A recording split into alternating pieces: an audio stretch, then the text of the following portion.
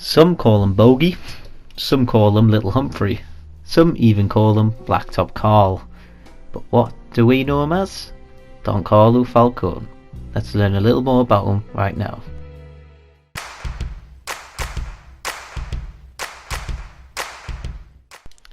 Carlo Falcone was born to Lily and Thomas Falcone in Sicily 1905. Carlo grew up in the old country. Surrounded by him was his family, brother Xavier and sister Anna Falcone, until they joined the Great Move to America in 1913. Eventually arriving in Empire Bay, Carlo grew up around the Moretti family, who was a cunning force within the city, and fell under the influence, eventually, their ranks. Over the years, Carlo finally came to the age where he could handle a weapon. During 1925 to 1930, Carlo met fellow Moretti family member Eddie Scarpa, and together they ran a bootlegging operation from Canada to Empire Bay, eventually gaining the position as Don Moretti's capo. In 1931, the sales for alcohol decreased, which dried up the income for both families in Empire Bay, which caused the Vinci-Moretti War. Finally concluding in 1933, Carlo Falcone conspired with Vinci consigliere Leo Galante to assassinate Don Moretti with the assistance of Vinci associate Steve Cohen. Carlo and Steve planted an explosive beneath Moretti's limo, causing it to explode and instantly killing Don Moretti, ending the mob war, which also left a vacancy to fill. Don Carlo Falcone took over the Moretti family, renaming it the Falcone family, and took what was left of their rackets and influence. Don Falcone was never charged for the plot by police, but in 1936 Falcone came close as he was suspected for kidnapping and murdering Jimmy Bassetti, which opened his eyes to step back from the grunt work and indulge himself in a Don's position.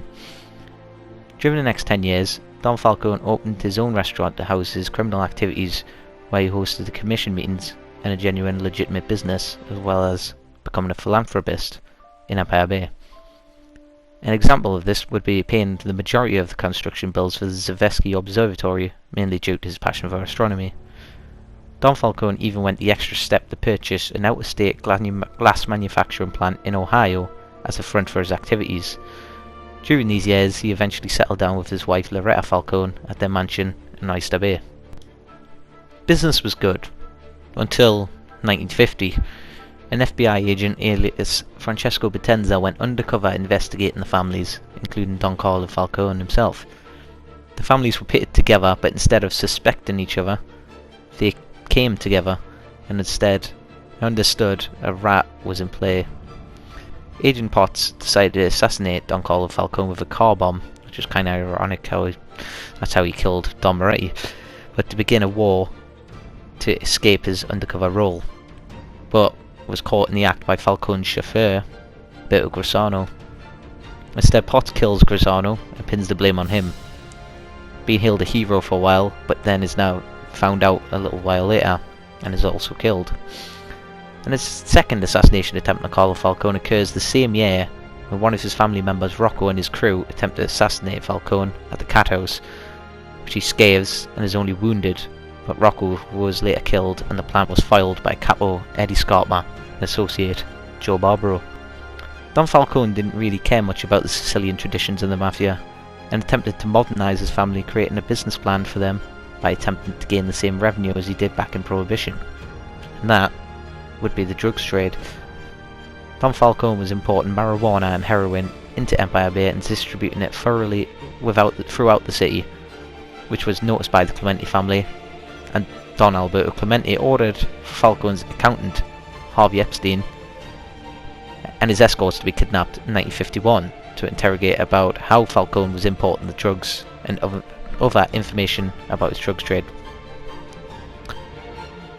Luckily, Don Falcone's accountant was saved by a Falcone associate, Vito Scaletta, so his secrets were kept intact, which earned Joe Barbaro and Vito their rank in the Falcone family.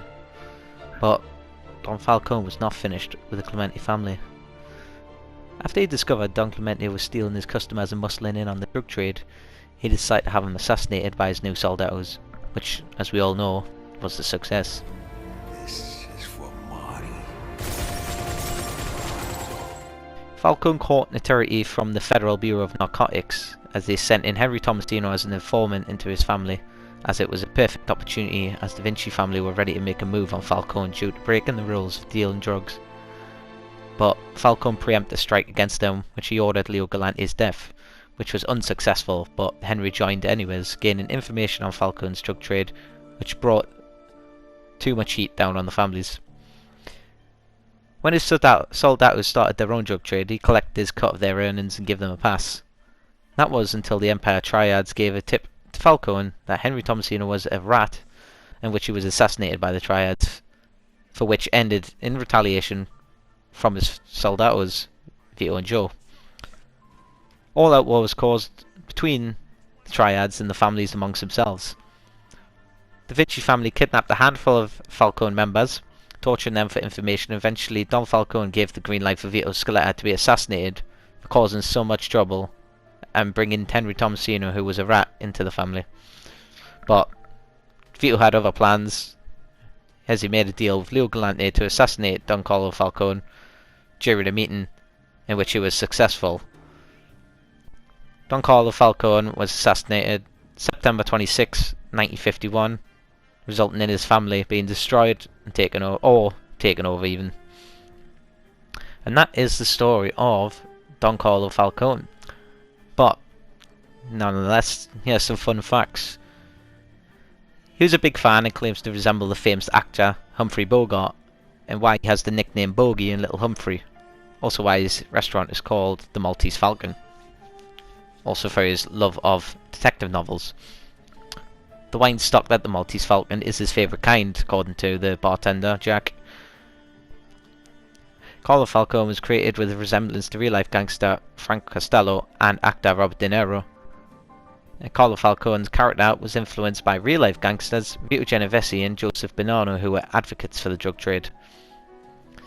So that was the story of Don Carlo Falcone. But I wanted to take this time, it's the perfect opportunity in Mafia, the new one, to expand on his story a bit, considering the Vinci Moretti War that takes place during the game's events. So like references to that could be made, or we could supply the weaponry for it, or there could be like a meeting for it. We could see Carlo Falcone in his younger years.